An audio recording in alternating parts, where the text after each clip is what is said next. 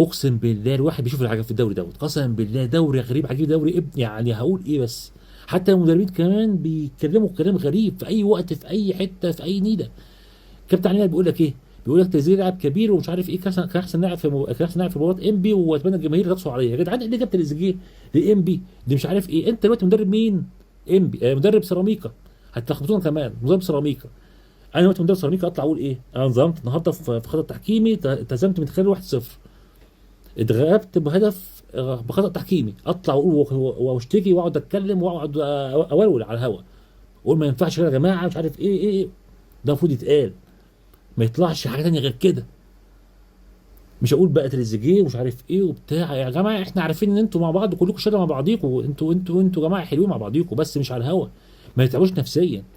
الحاجات ديت يعني يعني هنقول ايه بس؟ اقسم دوري سمسم، دوري عالم سمسم، مفيهاش قرف يا جدعان، اقسم بالله مفيهاش قرف.